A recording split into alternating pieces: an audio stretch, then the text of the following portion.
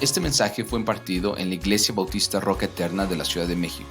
Para más información visita nuestro sitio de internet rocaeternamexico.com o en Facebook Roca Eterna México.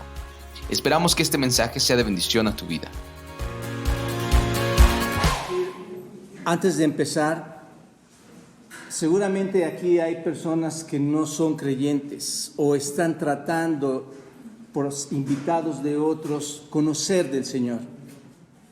Déjame decirte que la única manera en que puedes conocer y que Dios nos ha dotado es su palabra. Las Escrituras son la manera en que tú puedes conocer el plan perfecto de Dios.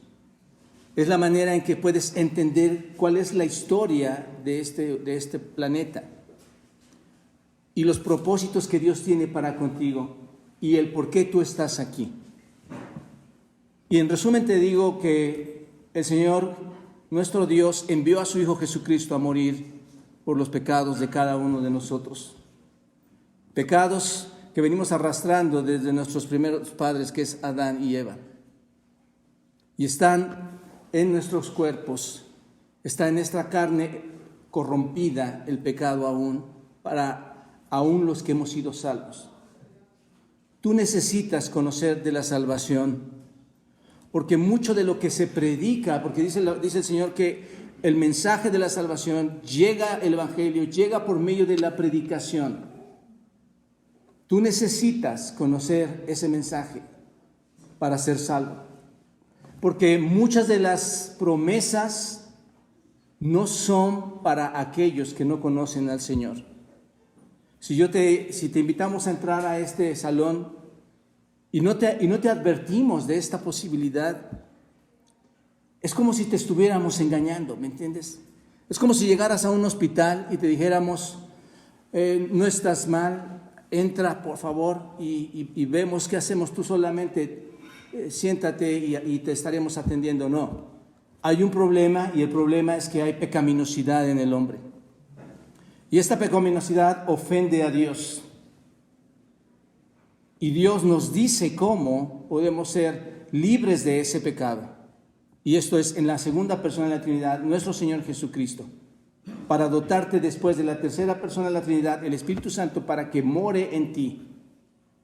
Y entenderás entonces por qué Él vino de los cielos, dio su vida por nosotros, fue enterrado, fue sepultado, mejor dicho, y después fue resucitado al tercer día, y hay promesa de regresar por los suyos. Así que me interesa mucho que sepas que necesitas conocer la Escritura para que la salvación que Dios otorga y que está dicha en este precioso libro pueda ser también tuya. Si tú miras a tu alrededor, muchas de las personas probablemente llegaron igual que tú. No es casualidad. No es que te hablaron, no es que te dijeron, es que Dios está tratando con tu vida para que llegues, escuches. Es la oportunidad que Dios está poniendo en tu corazón. Y déjame decirte, esta oportunidad no es en masa como tal, es individual. Dios habla al corazón de cada persona de forma individual. Y menciono esto, hermanos, porque todo lo que vamos a estar estudiando y lo que estudiamos cada domingo, cada jueves, cada miércoles, es importante entender que son de los privilegios que goza el cristiano. Las promesas de Dios son los privilegios de los que goza el cristiano. Y deseo que esto sea igual para ti. Así que diciéndote esto, tomando en cuenta la importancia de la salvación, muchos de los que no son salvos tienen temor a la muerte, ¿no es cierto? Mucha gente que no conoce a Cristo tiene temor a la muerte.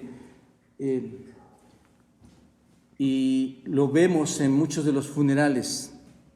Cuando vas a un funeral, a una funeraria, ves el lamentable llanto de personas que están ahí dentro. Personas que tú vas pasando y los ves sin total esperanza. Déjeme decirle algo, hermanos y amigos. La muerte es algo que puede traer temor a muchos cuando estamos encerrados en nuestra ignorancia. Cuando no hay un conocimiento bíblico, la muerte trae terror a la vida de estas personas. puede producir terror cuando no hay fe. Si tú tienes fe en el Señor, no vendrán ese tipo de temores a tu vida. Cuando no hay promesas, cuando no hay fe, viene ese terror, ese temor por la pérdida de aquellos seres queridos que tú piensas nunca más los volverás a ver. Y es muy triste, hermanos. Y nos duele que haya personas en este mundo que no tienen esperanza. Por supuesto que, y por eso es que abrimos las puertas de la iglesia, para hablar a las personas que no tienen esperanza y comunicarles que hay una esperanza en nuestro Señor Jesucristo. Pero es muy triste que haya personas sin esperanza y que viven aterrorizadas, por decirlo así, desesperadas por las despedidas finales que han tenido con sus familiares. Viven en desesperanza total. Y oramos, hermanos, como iglesia nosotros oramos.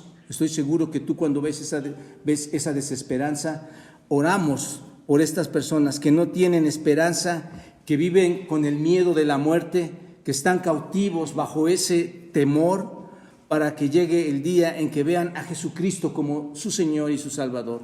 Oramos para que puedan conocer a Cristo como aquel que puede dar perdón a sus pecados y de esta forma tengan esperanza para la vida eterna y la esperanza de la venida de nuestro Señor Jesucristo también. Pero gracias sean dadas a Dios, hermanos, que como cristianos estamos aquí llenos de esperanza, ¿no es cierto? Tú llegaste aquí porque estás lleno de esperanza. Tú estás dispuesto a estar en la iglesia porque estás lleno de esperanza, de un glorioso reencuentro en aquel día en que el Señor Jesucristo venga por ti, ¿no es cierto? Y todos los que conformamos el cuerpo de Cristo, todos los que conformamos la iglesia, esto es, todo lo que somos la novia, nos reuniremos para encontrarnos con Él. ¿En dónde, hermanos? En el aire y ser llevados a la casa del Padre. Esto es impresionante, hermanos. Así que nuestra esperanza se centra en la certeza gloriosa de que un día todos los que han muerto, familiares, amigos, vecinos, que sean, todos los que han muerto en Cristo, resucitarán y estarán siempre, escuchen esto, hermanos, estarán siempre con el Señor. Tenemos esa esperanza. Y esto solo es posible, como lo vimos la semana pasada, por la grandiosa resurrección de nuestro Señor Jesucristo. Es posible únicamente por esto. La resurrección del Señor Jesús es el centro de nuestra fe, hermanos. Si ustedes observan todos los cantos que hemos cantado hasta ahorita, hablan de la grandiosa resurrección y la esperanza que tenemos en Él, el perdón de los pecados y la fe que se nos otorga para seguir adelante. Así lo dijo el apóstol Pablo, hermanos. Si Jesús no resucitó, el evangelio que predicamos no es más que un cuento. Si no resucitó, es un cuento raro, es una farsa. Porque en realidad, si es una farsa, el Señor no es el Hijo de Dios. Si es una farsa, el Señor no es el Salvador del mundo, como estamos o tratamos de declarar, o lo estamos declarando firmemente. Tampoco puede quitar, si no es el Hijo de Dios, no puede quitar los pecados que tanto decimos que puede quitar. Y mucho menos, hermanos, si no nos quita los pecados, mucho menos nos puede reconciliar con Dios. Y esa no reconciliación trae la muerte eterna para cada uno de nosotros. Todo el asunto de la salvación, hermanos, no sería más que una falsedad, no sería más que palabrerías. Así que el cristiano o los cristianos nos derrumbaríamos, el cristianismo se derrumbaría sin la resurrección de nuestro Señor Jesucristo. No sé si me explico, hermanos. ¿Se dan cuenta de la magnitud de este evento? Todo se quiebra sin la resurrección. Porque si no hay resurrección de muertos, tampoco Cristo resucitó. Y si Cristo no resucitó, vana es entonces nuestra predicación, vana es también vuestra fe, dice el apóstol Pablo en 1 Corintios capítulo 15. Sin embargo, hermanos, la buena noticia es que el Señor resucitó y todo lo que declaramos en las Escrituras, todo lo que hablamos por medio de su palabra es verdad. Pablo dice, mas ahora Cristo ha resucitado de los muertos, primicias de los que durmieron es hecho, porque por cuanto la muerte entró por un hombre, también por un hombre la resurrección de los muertos. Y ese hombre es el Señor Jesucristo, hermanos. Y Pablo nos dice que es verdad, no solo por la resurrección de nuestro Señor Jesucristo, el tema que estamos viendo ya aquí, Va a hablarles acerca del arrebatamiento como pastor a las ovejas. No está dando la doctrina escatológica, como decía, habla como pastor a las ovejas, quiere animarlos a que entiendan que la muerte no tiene más poder. Y habla como pastor a estas ovejas y dice, no solo la resurrección es algo que nos comprueba que va a venir el arrebatamiento, sino también por el dicho de su boca. Pablo nos dice cuál es el origen de su enseñanza. Y observen ahí, os decimos esto en palabra del Señor. Lo vimos la semana pasada. Decimos esto en palabra del Señor. Esto nos deja ver, hermanos, cuando el Señor habla y dice algo, es verdad. Esto nos deja ver a los tesalonicenses, o los dejó ver a los tesalonicenses, y nos deja ver también a nosotros que no se trata solo de especulaciones. No se trata solo de suposiciones humanas, hermanos. Todo lo que Pablo nos va a mencionar aquí en esta porción tan bella de la Escritura tiene todas las garantías porque es una revelación divina, hermanos. Es una revelación celestial. No es algo que el hombre haya revelado al hombre. Dios en Cristo le revela a Pablo este misterio y él lo da a conocer a la iglesia, hermanos. La semana pasada vimos la muerte, resurrección y testimonio de Cristo. ¿Recuerdan ustedes? Como fundamento del rapto. Hoy vamos a ver 3 características de lo que acabo de decirles. Lo que Pablo va a hablar con ellos. 3 características respecto del rapto, las cuales Cristo mismo le ha revelado para nuestro entendimiento y para nuestro conocimiento, para nuestra consolación. Vamos a empezar, hermanos. Una de las primeras características que podemos observar aquí del rapto es: vivos y muertos formarán parte del arrebatamiento. Vivos y muertos van a formar parte del arrebatamiento. Observen el versículo 15, hermanos. Observa, dice así: por lo cual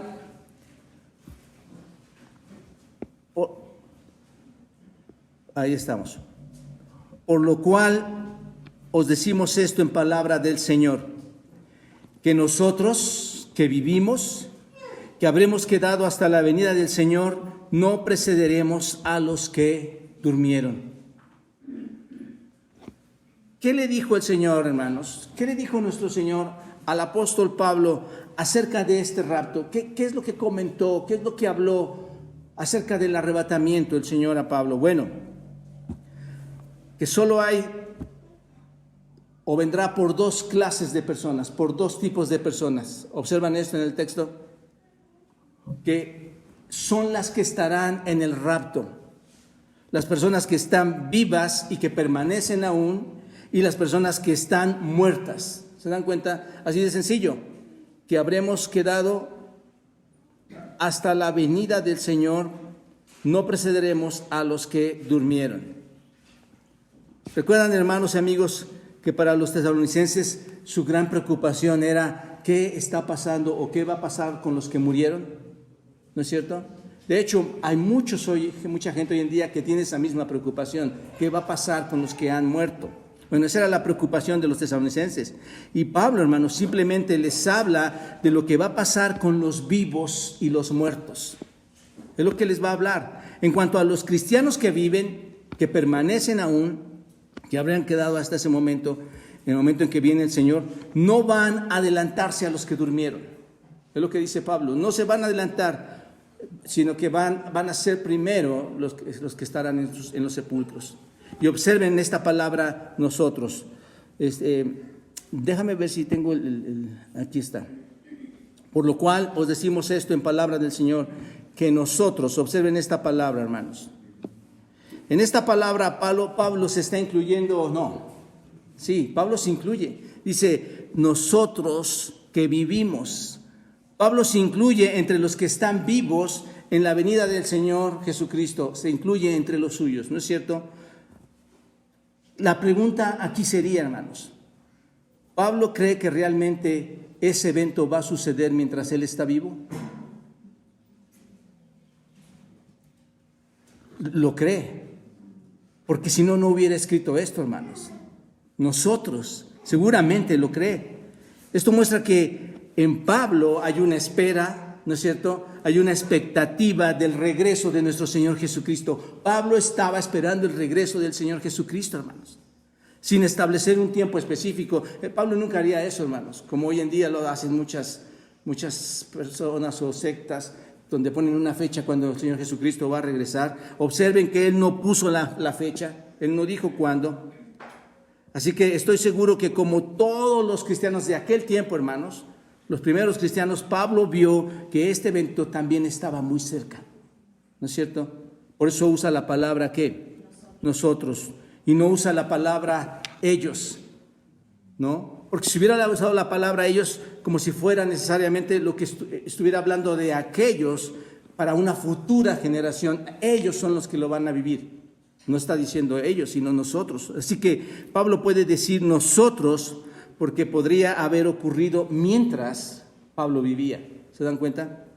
Romanos 13, versículos 11 al 12, afirma lo que les estoy diciendo. Romanos 13, versículos 11 al 12 dice, y esto, conociendo el tiempo, que es ya hora de levantarnos del sueño, porque ahora está, ¿qué, hermanos? Más cerca de nosotros, ¿qué? Nuestra salvación que cuando creímos. Bueno, aquí choca un poquito, hermano. Nuestra salvación cuando creímos. La noche está avanzada y se acerca el día. Desechemos pues las obras de las tinieblas y vistámonos las armas de la luz. Observen, hermanos, la urgencia que está expresando Pablo aquí de un comportamiento correcto ante la eminente venida del Señor Jesucristo. ¿Se dan cuenta de esto? Observen este sentido de reflexión que tiene Pablo cuando dice nuestra salvación está más cerca. ¿Qué quiere decir con nuestra salvación, hermanos? ¿No eran ya salvos ellos? Claro, ellos ya eran salvos, pero se refiere a la salvación corporal, hermanos. A la redención de este cuerpo que tú tienes, de este cuerpo que yo tengo, de la cual se habla aquí en Romanos capítulo 8, y todos vayan ahí, hermanos. Romanos capítulo 8 está haciendo referencia a la salvación, a la redención de ese cuerpo. Romanos 8, versículo 22, observen lo que dice Romanos 8, 22, porque sabemos que toda la creación gime a una, la creación también pide esa liberación, gime a una y a una está con dolores de parto hasta ahora, y no solo ella, sino también ¿quiénes, hermanos? Nosotros, se incluye ahí Pablo, nosotros mismos que tenemos las primicias del Espíritu, nosotros también gemimos dentro de nosotros mismos, esperando ¿qué, hermanos? La adopción, la redención ¿de qué? La redención de nuestro cuerpo, ahí está, ¿se dan cuenta? Así que Pablo decía, está más cerca de lo que nunca había estado la salvación, la redención de nuestros cuerpos. La noche ya está avanzada, el día está por llegar. Esto será, en pocas palabras, pronto. ¿Se dan cuenta de lo que está diciendo ahí Pablo? Ahora observen, hermanos. Primera a los Tesalonicenses, en el capítulo 3, versículo 13, que ya hemos estudiado en meses pasados. Observen lo que dice: para que sean afirmados vuestros corazones irreprensibles en santidad delante de Dios nuestro Padre. ¿Dónde, hermanos? En la venida de nuestro Señor Jesucristo con todos sus santos. Estaban esperando entonces el regreso de nuestro Señor Jesucristo del cielo, ¿no es cierto? Según vemos en estos textos. Y dice que quiere que sus corazones se establezcan, ¿no es cierto? ¿Cómo? Irreprensibles, esto es, perfectos, intachables. Qué importante es eso, hermanos. ¿Estamos conscientes que el Señor Jesucristo va a regresar? Pablo lo estaba esperando y pedía que tuvieran corazones, ¿qué? Intachables. Hermanos, si aguardamos la venida del Señor, nuestra conducta interior se debe reflejar para su gloria. Porque Él va a regresar, hermanos. Él va a regresar. Quiere, dice Pablo, establezcan sus corazones irreprensibles, perfectos, intachables. Esto es, en santidad ante Dios, en santidad ante nuestro Padre, en la venida del Señor Jesucristo con todos sus santos. En un comentario exegético, hermanos, explicativo que tengo, una de sus páginas dice estas palabras al respecto, o cita al respecto estas palabras, y lo cito, dice: el Espíritu propuso que los creyentes de cada edad sucesiva vivieran en la constante expectativa de la venida del Señor. es un triste alejamiento de esta bienaventurada esperanza el que la mayoría de los hombres esperan la muerte más bien que la venida de nuestro Señor. Y es cierto, hermanos. Creo que hoy en día, hermanos, la iglesia está perdiendo la expectativa gloriosa del regreso de Cristo y está más preocupada por su propia muerte. Está poniendo más valor a su propia muerte que a la venida de Cristo, que al comportamiento que debemos de tener antes y cuando Él llegue, hermanos. Esto debe cambiar por completo. Creo que ya hay suficiente muestra de Dios, de su soberanía, de su poder. Es necesario, hermanos, tener corazones irreprensibles delante de Dios. Así que Pablo dice aquí, el apóstol Pablo está asumiendo que pueden estar vivos cuando Él viene, ¿no es cierto? Asume que están vivos y no solo asume que van a estar vivos cuando Él viene, sino que deben ser irreprensibles cuando esto suceda. Es lo mismo hoy, hermanos. Es exactamente lo mismo hoy. Quitemos la religiosidad y vivamos espiritualmente una verdadera relación con Dios, entendiendo todos los eventos futuros que van a venir. En este caso, la venida del Señor Jesucristo. Y lo habla también en 1 Tesalonicenses, más adelante, hermanos, en el capítulo 5, en el versículo 23, observen, también dice algo al respecto, observen, y el mismo Dios de paz os santifique por completo, observen, y todo vuestro ser, espíritu, alma y cuerpo, sea guardado, ¿qué? Irreprensible, ¿para qué? Para la venida de nuestro Señor Jesucristo. Así que, hermanos, tenemos mucho que hacer delante de Dios, mucho que pedir perdón y mucho que hacer y actuar para andar en obediencia delante de Él, nuestros corazones, nuestro interior, nuestra voluntad, hermanos. La única manera en que tu cuerpo podría estar sin culpa en su venida es estando vivo cuando Él regrese, ¿no es cierto? Es la única manera. Tienes que estar vivo, sin culpa, trabajando en tu cuerpo para cuando Él regrese. Por esto pienso, hermanos, que Pablo estaba anticipado en la venida del Señor Jesucristo cuando viniera a Él, cuando Él viviera. Él quería trabajar de esta manera, Él quería anticiparse, Él quería tener que todos tuvieran un corazón dispuesto, limpio, santo delante de Dios, que pronto en su Hijo Jesucristo iba a regresar. Entonces Pablo estaba en espera de Cristo, creía que podría suceder mientras Él vivía. Y hay muchos que pueden decir, Pablo se equivocó. Teológicamente se equivocó, hay discrepancia, porque lo que dijo que iba a venir no llegó. Pero observen esto, hermanos, observen esto. Por otro lado, también creyó que podía morir antes de que Cristo viniera. Observen, primero a los Tesalonicenses, en el capítulo 5, versículo 10. Primero a los Tesalonicenses 5, 10. Observen lo que dice. Quien murió por nosotros, ahí está otra vez esa palabra, ¿la ven? Quien murió por nosotros, para que ya sea que velemos. ¿Qué significa esto? Estar despiertos, ¿no es cierto? O durmamos. ¿Qué significa durmamos, hermanos? Dormir temporalmente. Entonces, ya sea que esté vivo o esté dormido o muerto temporalmente, vivamos juntamente con Él. ¿Se dan cuenta cómo se está incluyendo ahora de forma diferente? Observen cómo Pablo nuevamente usa la palabra nosotros. Aquí es un plural. Es la primera persona de un plural, hermanos. Se incluye ahí para referirse que podría estar dormido o que podría estar, ¿qué? Despierto, ¿no es cierto? Vivo cuando el Señor Jesús regrese. Pero de cualquier manera dice, viviremos juntos con Él. En 2 Timoteo, vayan ahí, hermanos, 2 Timoteo más adelante, 2 Timoteo en el capítulo 4, versículos 6 a 8, Pablo habla de su muerte. ¿Recuerdan cuando ya está pensando en su muerte, que está muy cercana? Dice, porque yo ya estoy para ser sacrificado. Y el tiempo de mi partida, ¿qué? Está cercano, ahí está. He peleado la buena batalla, he acabado la carrera, he guardado la fe, por lo demás me está guardada la corona de justicia, la cual me dará el Señor, juez justo, en aquel día, y no solo a mí, sino también a todos los que aman su venida. Todo esto viene a resaltar, hermanos, porque Pablo creía que podría suceder este evento en su vida. ¿Están de acuerdo?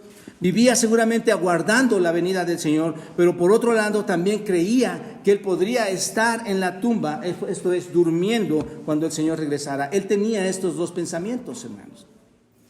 Por lo tanto, y este es el punto, hermanos, todo esto realmente se asocia con ambas posibilidades, o vivo o muerto, ¿no es cierto? El regreso del Señor Jesucristo es o vivos o muertos. Y si se dan cuenta, así es como siempre se ha vivido en la iglesia, ¿no es cierto?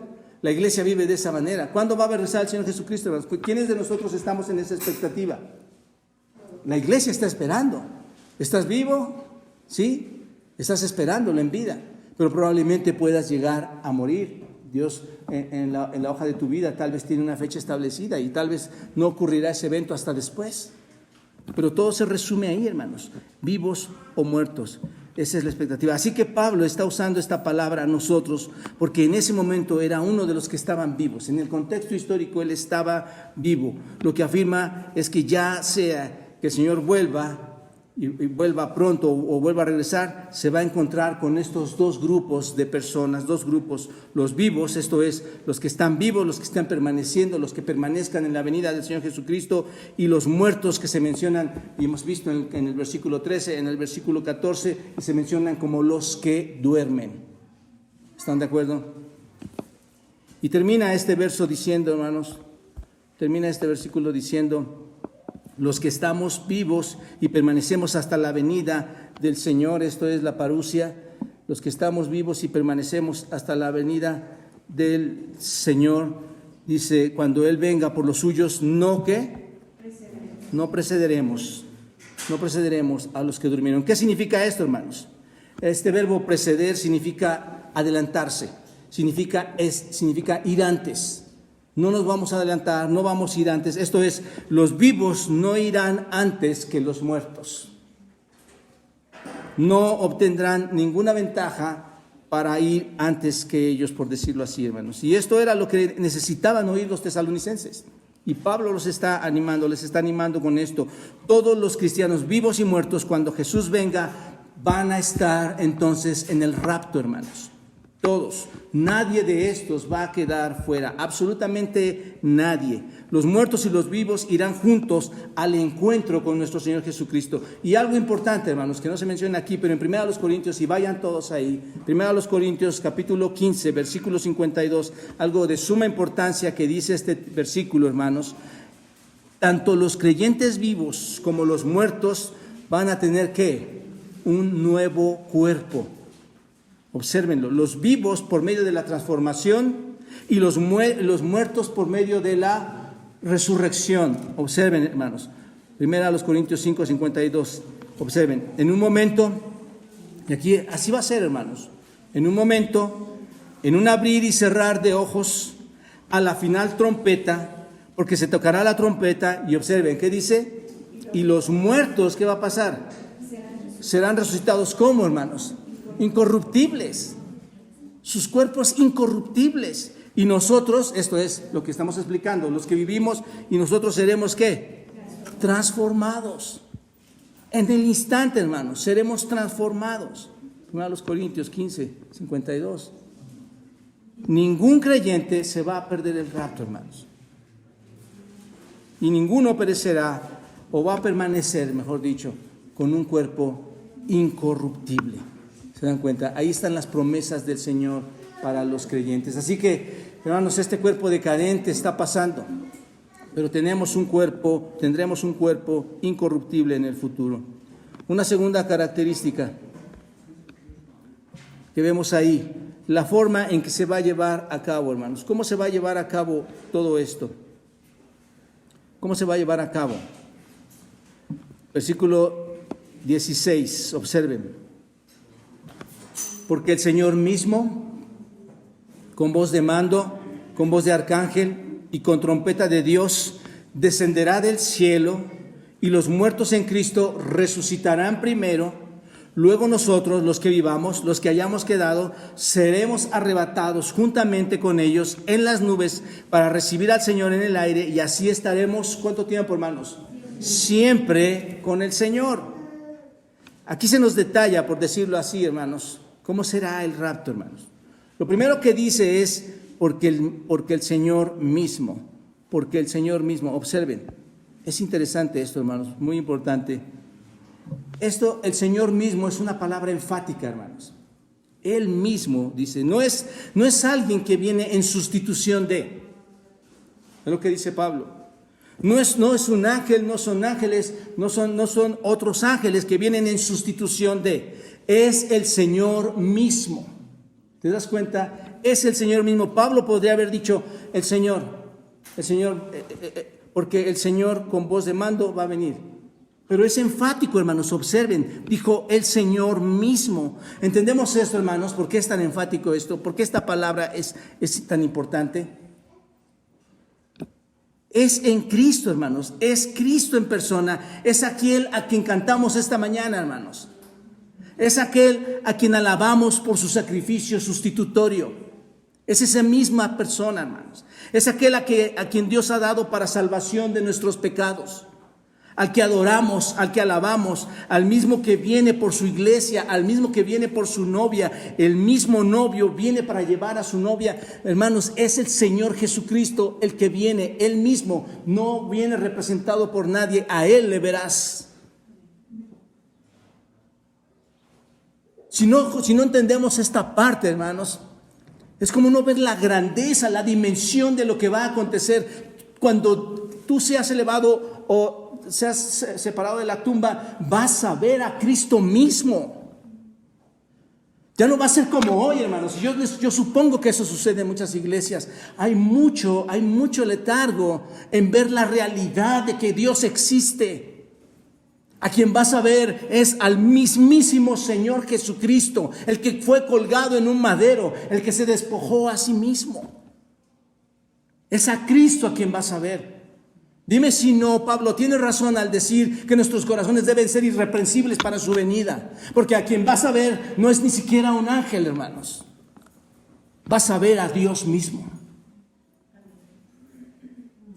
¿Por qué entonces tener que vivir estilos de vidas tan decadentes? Es Dios mismo el que va a venir, hermanos. Esto, si lo recuerdan, hermanos, concuerda con la promesa que los ángeles le dieron a otros cuando el Señor Jesús ascendió. Vayan, aquí está el paralelo, hermanos. Vayan a Hechos 1, capítulo 11. Concuerda con esta promesa. Hechos 1, capítulo 11. Y dice, y estando ellos con los ojos puestos en el cielo, ahí estaban sus discípulos observando, hermanos. Entre tanto que él se iba, he aquí se pusieron junto a ellos 2 varones con vestiduras blancas, los cuales también les dijeron, varones galileos, ¿por qué estáis mirando al cielo? Y observen, hermanos, aquí está el paralelo. Observen, ¿qué dice? Este mismo Jesús, el que ascendió, el que vieron, este mismo Jesús que ha sido tomado de vosotros al cielo, ¿qué dice, hermanos? Así vendrá como lo habéis visto ir del cielo. ¿Quién, hermanos? Jesucristo mismo. Si los apóstoles y los discípulos estaban tan asombrados de ver la ascensión, hermanos, del mismísimo Señor Jesucristo, ¿cómo no hemos de estar asombrados nosotros de ver su regreso y verlo en persona a Él? Hermanos, yo creo que hay mucho que pulir en nuestros corazones, hay mucho que quitar en nuestros corazones, porque no queremos presentarnos mal delante de Él.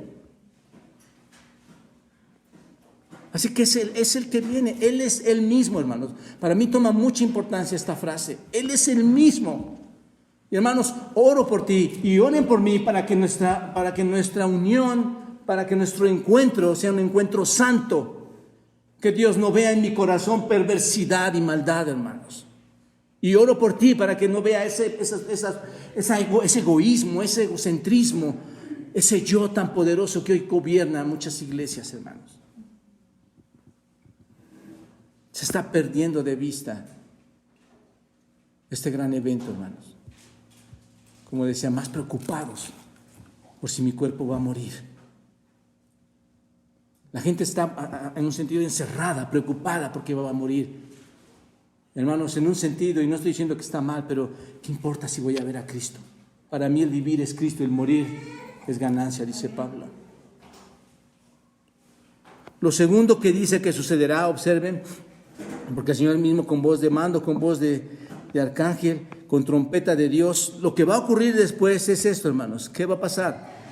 Descenderá, ¿de dónde, hermanos? Del cielo. Es lo segundo que va a pasar. Desciende del cielo, porque como hemos estudiado ya, hermanos, si recuerdan ustedes, es ahí donde ha estado, ¿no es cierto? Es ahí, cuando ascendió, ¿a dónde fue? Al cielo. Fue a estar a la diestra del Padre, según Hebreos capítulo 1, versículo 3, cuando dice: el cual, siendo el resplandor de su gloria y la imagen misma de su sustancia, y quien sustenta todas las cosas con la palabra de su poder, habiendo efectuado la purificación de nuestros pecados por medio de sí mismo, se sentó a la diestra de la majestad en las alturas. Juan 14 dice: voy al Padre, voy a la casa de mi Padre. Ahí hay muchas moradas. Voy pues a preparar moradas. Ahí está. ¿En dónde, hermanos? En el cielo. El Señor se sentó a la diestra de Dios, y desde ese lugar, hermanos, como dice la Escritura, es nuestro abogado, está intercediendo por cada uno de nosotros, es nuestro sumo sacerdote, hermanos. ¿Recuerdan también lo que dice primera a los Tesalonicenses en el capítulo 1, versículo 10? También lo vimos, hablando de que va a descender del cielo. Observen el capítulo 1, versículo 10: y esperar de los cielos a su Hijo, al cual resucitó de los muertos, a Jesús, quien nos libra de la ira venidera. ¿Esperar de dónde, hermanos? De los cielos. ¿De dónde lo estamos esperando? De los cielos. Está ahí. Él está ahí, hermanos, y está en espera de descender. ¿Se dan cuenta de este evento? Él va a descender, hermanos. Y eso es precisamente lo que va a hacer el Señor Jesucristo. Desde los cielos bajará. Y ahora observen, hermanos, cómo lo va a hacer, cómo lo hará. Va a descender, ¿cómo lo hará? El Señor mismo descenderá del cielo, ¿con qué, hermanos? Con voz de mando. Con voz de mando. Observen esto, hermanos. Esto habla de... Es una voz de mando, hermanos. Yo estuve en el ejército para hacer mi cartilla, para liberar mi cartilla, hermanos, y son voz de mando. El que grita, manda. Es una voz fuerte, y todos tienen que formarse, alinearse y hacer rápidamente lo que está pidiendo el que tiene la voz de mando. Así que esta voz de mando, kelusma, es una palabra de mando, hermanos. Es un término militar. Eso es a lo que se refiere, un término militar. Es como los ejércitos estuvieran tranquilos, por todos los lugares, tranquilos, los ejércitos, y llega de repente ese grito de mando, llega ese grito fuerte, hermanos. Esto habla de su poder, de su autoridad, hermanos. Esta voz se escuchará en el momento que menos los esperas. Todos los ejércitos, por decirlo así, todas las iglesias estarán por un lado y por otro, hermanos, pero se va a oír un grito de alguien que tiene el mando. ¿Te das cuenta? Se va a escuchar en el momento que menos lo esperes. Esta voz va a interrumpir, por decirlo así, hermanos, cuando esa voz estruendosa llegue a nosotros, va a interrumpir el curso de la historia del planeta, del universo, hermanos. Va a detener los tiempos, por decirlo así. Porque se estará anunciando, ¿qué, hermanos? Que la hora final ha llegado. Ahí está nuestra gran esperanza, hermanos. Los límites que se le han designado al tiempo, los límites que se le han designado al espacio, han llegado a su término. Ha llegado el momento de la consumación. Ha llegado el momento de todo lo que hablamos y predicamos. Ha llegado el momento de la verdad, de lo que tú conoces y sabes, y si es real o no. Es la voz del Creador que anuncia. Observa, Dios mismo en Cristo, Dios mismo va a hablar, va a anunciar: las cosas han terminado. Es la voz poderosa de nuestro Salvador, quien por su resurrección resucita a los muertos. Juan 11, hermanos, en capítulo 11, versículos 43 a 44. Ese es un paralelo impresionante, hermanos. Ahí está lo que estoy hablando con ustedes. Hablando de la resurrección de Lázaro. Ese es el paralelo, hermanos. Observen la pintura que se nos reveló para observar este evento majestuoso. Vayan todos a Juan 11, capítulo 11, versículo 43 a 44. Observen. Todos ahí, versículo 43. Y habiendo dicho esto, ¿qué dice, hermanos? Clamó, ¿cómo, hermanos? A gran voz. ¿No es lo que está diciendo Pablo a los tesalonicenses aquí? Con voz de mando. Y clama a gran voz. ¿Y qué dice, hermanos? Lázaro, ven fuera. Hermanos, así lo hará el Señor. Su gran voz llamará a todos esos ejércitos para levantarlos de entre los muertos. Este es el ejemplo más palpable que tenemos. Lázaro, ven fuera. Y aquel que había muerto, ¿qué pasó, hermanos? Salió, dice. Salió Dios con voz de mando, levanta a los muertos y salen, ¿no es cierto? Ahí está la pintura, hermanos. ¿Y salen cómo? Atados las manos y los pies con vendas y el rostro envuelto en el sudario. Y Jesús le dice, desatadle, libérenle. Esta es nuestra gloriosa liberación, hermanos. Así la iglesia ha estado en la tierra trabajando, hermanos. Los cuerpos de los santos han estado por algún tiempo en las tumbas, ¿no es cierto? Hermanos, todos los que creyeron y todos los que este año partieron, y si creyeron en el Señor Jesucristo, están durmiendo temporalmente. Estas personas están durmiendo temporalmente. Están ahí en sus tumbas. Y llega el momento en que el Señor Jesús va a venir, va a descender del cielo y grita para que estos cuerpos se alisten y tomen su posición, ¿no es cierto? Es lo que vemos también en Juan capítulo 5, versículo 25, hermanos. Observen cuando dice, de cierto os digo, viene la hora y hora es cuando los muertos oirán la voz del Hijo de Dios y los que oyeron vivirán. ¿Se dan cuenta?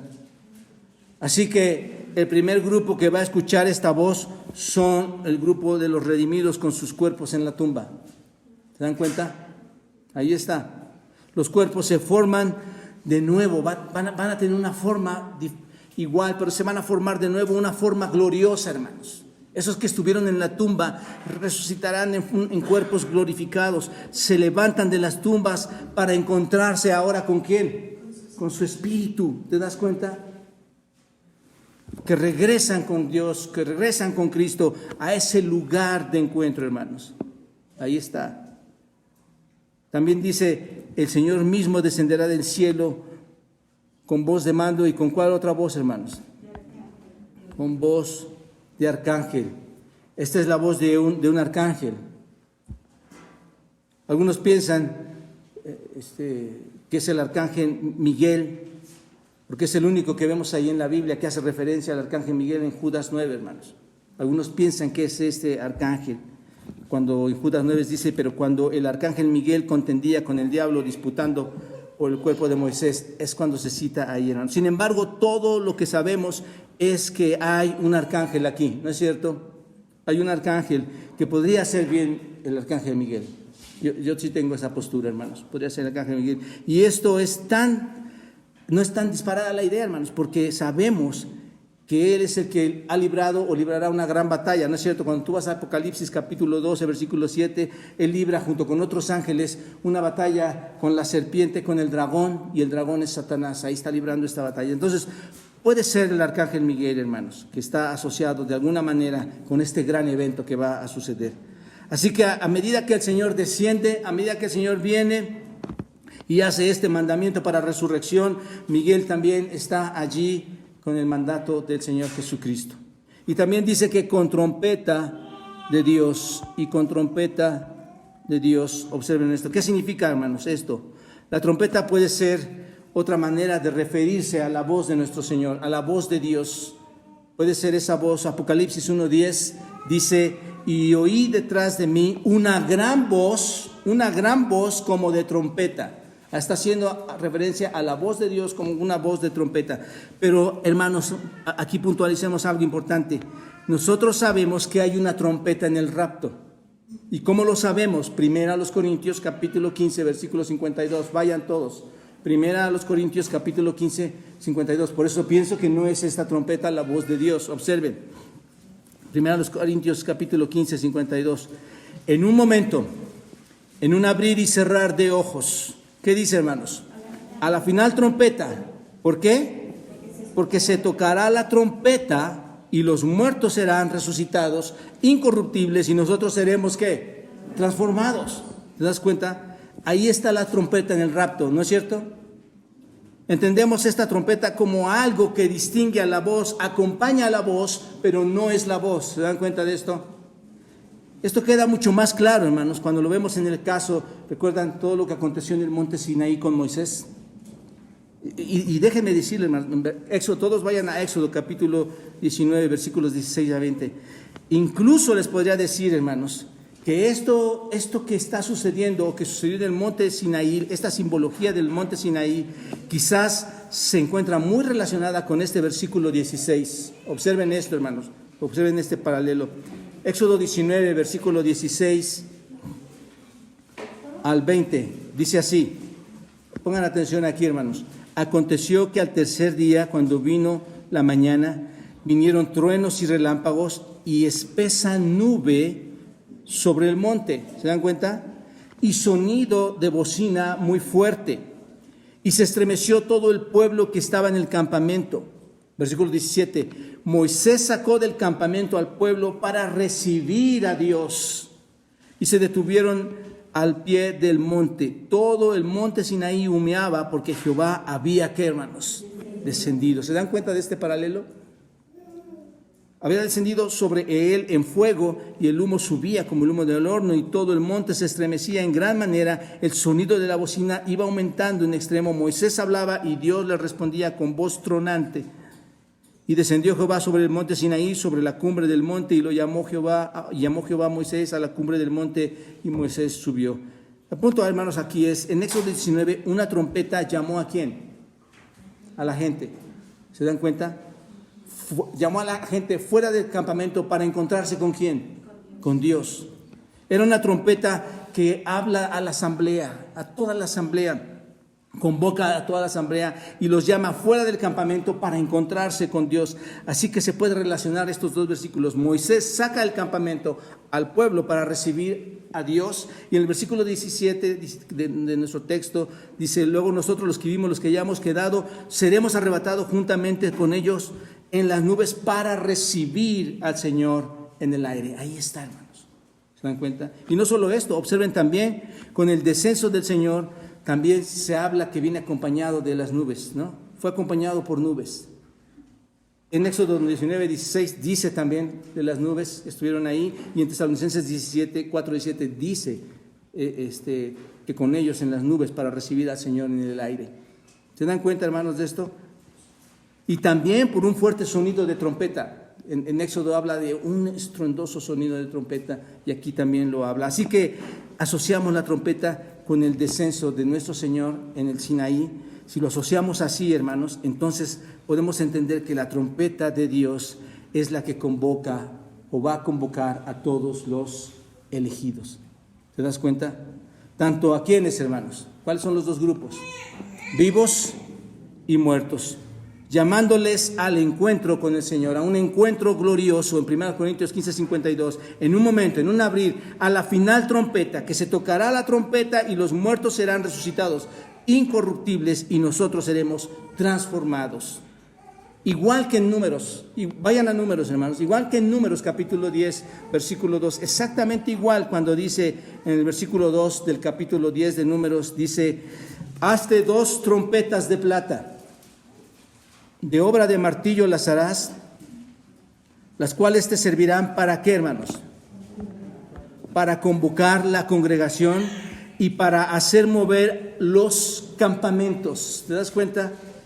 De la misma manera que se utiliza el sonido de la trompeta, hermanos, para convocar al pueblo de Dios, al pueblo de Israel, y para ponerlos ahí en marcha, de la misma manera el Señor convocará a su pueblo, hermanos, congregándolo desde sus tumbas y poniéndolos en marcha. ¿Hacia dónde? Hacia el cielo. ¿Se dan cuenta, hermanos, de esto que es tan esplendoroso? Y regresando al versículo 16. Regresando al versículo 16, hermanos. Pablo dice: y los muertos en Cristo resucitarán, ¿qué? Primero. Si mueres en Cristo, siempre vas a estar en Cristo, ¿no es cierto? Ahí la importancia, hermanos, de saber cómo vas a morir. Amigo, aquí la importancia de saber si tienes una relación con el Señor. Porque si tú mueres, si mueres en Cristo, siempre vas a estar en Cristo, ya sea que estés vivo o muerto. Y cuando mueres y ese cuerpo entra a la tumba, cuando vayas a morir y entras a la tumba, ese cuerpo, si ha creído en Cristo, ¿descansa en quién? Descansa en Cristo. Ese cuerpo ya le pertenece ¿a quién, hermanos? A Cristo. Es la posesión de nuestro Señor Jesucristo. Y Él la va a recuperar de ese polvo descompuesto, lo va a recuperar para ser renovado, transformado, un cuerpo glorificado. ¿Te das cuenta? Recuerden lo que dice Pablo en Romanos capítulo 8, versículos 35 y 38. Observen. ¿Quién nos podrá separar del amor de Dios, hermanos? ¿Quién? Por los cuales estoy seguro, dice el versículo 38, por lo cual estoy seguro que ni qué, ni la muerte, ni la vida, ni ángeles, ni principados, ni potestades, ni lo presente, ni lo porvenir, nada, hermanos. El punto es, la muerte no puede hacerlo. La muerte no tiene ya más poder. Vives en Cristo, entonces, ¿cómo vas a morir? En Cristo. Te quedas en Cristo, vivirás de nuevo en Cristo. ¿Te das cuenta? Este pasaje es el punto clave, hermanos. Los muertos en Cristo se levantan primero. Esta es una buena noticia, hermanos. Esto es gracia, esto es esperanza para los creyentes. Porque habrá una reunión donde estarán todas aquellas personas, hermanos. Todas aquellas personas que amabas, ahí se reunirán. Todas aquellas personas que murieron en Cristo se unirán. Es un gran acontecimiento, hermanos. No se lo van a perder. Es lo que Pablo les está diciendo a los tesalonicenses. Tus muertos no se lo van a perder si han creído en Cristo. Y yo les digo lo mismo, hermanos. Nuestros muertos no se lo van a perder. Habrá una gloriosa reunión. Lo que saldrá de esa tumba, hermanos, ya no será lo que viste en ese momento o lo que hoy es polvo. Lo que saldrá de esa tumba será un cuerpo glorificado, ¿no es cierto? Según lo que hemos estado viendo hasta ahora, para encontrarse con un espíritu glorificado y unirse, hermanos. ¿Te das cuenta? Para llegar a ser esa persona eterna, ser, como dice la Escritura, a la imagen de nuestro Señor Jesucristo. No en el poder, sino a la imagen, tal como lo hemos visto, hermanos. Y lo que sigue en el versículo 17 es: luego nosotros, los que vivimos, los que hayamos quedado, seremos arrebatados juntamente con ellos en las nubes para recibir al Señor en el aire, y así estaremos siempre con Él. Los que vivamos seremos, ¿qué, hermanos? Arrebatados. ¿Has pensado en esta palabra arrebatar? ¿Qué piensas cuando es algo arrebatar? ¿Hay fuerza en esto, hermanos? Esto es, cuando Él venga, hermanos, literalmente vamos a ser arrancados de la tierra, hermanos. Arrancados de este mundo, hermanos. Arrancados es algo fuerte, hermanos. Es una palabra, arrebatados. Ustedes recuerdan cuando el Señor Jesucristo habla en Juan capítulo 10 que nadie les va a poder arrebatar de su mano. Así, hermanos, nadie podrá quitarlo, porque no pueden ser arrebatados con esa fuerza, con ese poder. Es un acto violento, por decirlo así. Es un robo, hermanos. Es un robo. En ese momento, cuando se lleve a cabo cuando se va a llevar a cabo la transformación, hermanos, cuando llegue ese robo, nuestros cuerpos, los que vivimos, ¿cómo vamos a ser? Transformados. En ese mismo momento, hermanos, después de haber sido arrebatados, nos vamos a transformar instantáneamente. ¿Te das cuenta de esto? Vamos a tener ahora sí un cuerpo glorificado, como el cuerpo resucitado de Cristo. ¿Recuerdan ustedes cómo estaba el cuerpo de Cristo, hermanos? O por lo menos lo que sabemos de la Escritura, de toda esa flagelación, y cómo Él sale con un cuerpo diferente, hermanos, siendo Él mismo, tal como lo dice Filipenses, capítulo 3, 2 a Filipenses 3, 21. Filipenses 3, 21 dice, el cual, ¿qué dice, hermanos? Filipenses 3, 21. Dice, el cual, ¿qué? Transformará el cuerpo de la humillación nuestra. ¿No es cierto, hermanos, que este cuerpo te ha llevado a mucha humillación muchas veces? El cual transformará el cuerpo de la humillación nuestra para que sea semejante al cuerpo de la gloria suya, por el poder con el cual puede también sujetar a sí mismo todas las cosas. ¿Se dan cuenta, amados hermanos y amigos?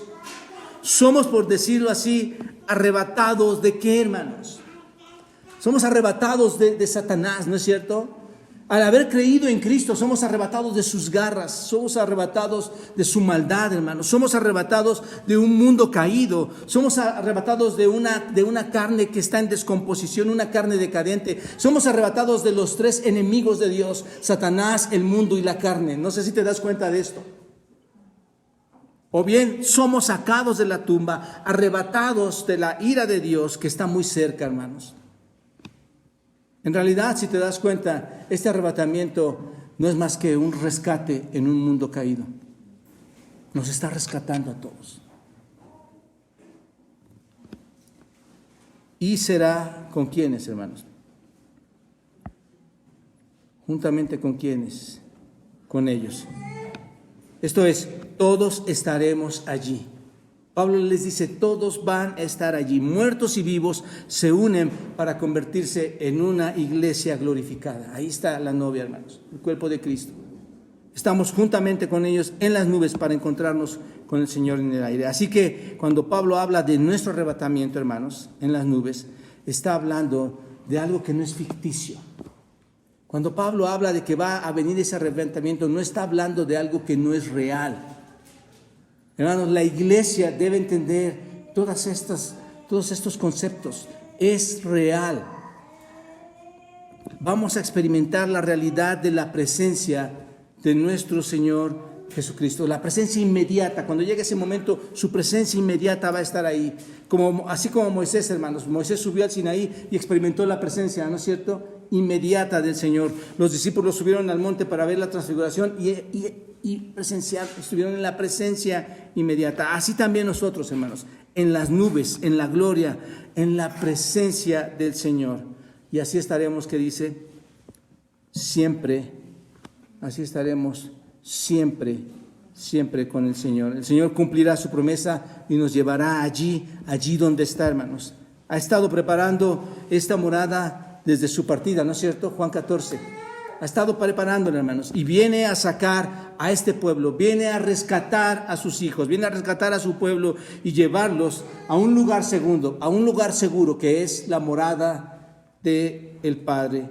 Y volverá más tarde, hermanos, porque no vamos a quedar ahí. Platicaba la semana pasada que seguramente estaremos un tiempo temporal, pero volverá el Señor para reinar eternamente, hermanos, para tomar la tierra aquí. Y una vez que lleguemos al cielo, dice el versículo 17, estaremos siempre con el Señor. Y déjenme concluir con este tercer punto, hermanos. Trae aliento al creyente. Observen el versículo 18. Por tanto, ¿qué dice? Entristezcanse todos. Por tanto, sigan pecando. Por tanto, que sus corazones no sean intachables. ¿No? ¿Qué dice, hermanos? Por tanto, alentaos los unos a los otros con estas palabras. ¿Qué beneficio obtenemos con todo esto, hermanos? Aliento. Esta palabra alentar, hermanos, esta palabra alentaos es para caleo, suena como paracleto también, ¿no es cierto? Para caleo, que significa consuelo, o significa infundir consuelo, significa infundir ánimo a alguien que te está animando. Eso es lo que significa. Es un verbo imperativo, por cierto, hermanos. Por tanto, aliéntense los unos a los otros. Tienes que hacerlo. Somos llamados a alentarnos unos a otros. Este pasaje, hermanos, conforta nuestras almas, ¿no es cierto? Porque tenemos esperanza en ¿qué, hermanos? En la venida de nuestro Señor Jesucristo. No te preocupes por los que mueren. No te preocupes por los que están vivos. Todos vamos a estar allí presentes cuando Él venga, siempre que hayas tenido una verdadera relación con el Señor. Así que, iglesia, este es lo que Pablo habló con los tesalonicenses. Quería consolarlos, pero este es un evento real que sucederá. La iglesia va a ser arrebatada, hermanos. Este es el procedimiento que va a ocupar el Señor. ¿Qué hay de las cosas que debemos cambiar en nuestro corazón? No llores a los muertos. pudieron o no tener la esperanza, hermanos. No podemos hacer nada. Lo que hoy tenemos es la esperanza gloriosa de poderla compartir también a otros. La venida del Señor está muy cerca, hermanos. Pablo la sentía tan cerca que la expresó. Y la iglesia hoy en día dice, ya está cerca. Y han pasado más de 2000 años, hermanos. Y seguimos esperando. Y Él va a venir. Él va a venir. Iglesia amada, que nos encontremos con Él en el aire. Cuando vayamos directo hacia el cielo, hermanos, que vayamos sabiendo que hicimos caso. No solo de vivir vidas diferentes, sino que nos estuvimos alentando unos a otros y no criticando unos a otros. Padre, gracias. Gracias, Dios, por tu palabra. Y te pedimos, mi Dios, que sigas trabajando en la vida de cada uno de nosotros, personal, que sigas mostrándonos, Dios, todas estas verdades, para que entre más entendimiento tengamos, Señor, nuestra ignorancia vaya desapareciendo, en este caso de saber qué sucede con los muertos. Señor, tú tienes todo un plan, nada está fuera de lo que tú ya has ordenado, Señor, y nos lo dejas ver en la Escritura. Pero necesitamos que en tu Espíritu sigamos creciendo, sigamos conociéndote. Y Señor, yo te pido por estas personas que no te conocen, que tienen la intención de hacerlo. Padre, que hoy sea el día en que puedan rendir sus vidas a ti, aquel que murió en la cruz para el perdón de los pecados, y de esta manera obtener todos estos privilegios, la esperanza de la venida bienaventurada de nuestro Señor Jesucristo, para transformar estos cuerpos corruptos en incorruptibles, Señor, y vivir eternamente para siempre contigo. Gracias, Padre, y en tus manos depositamos el resto del día. Amén.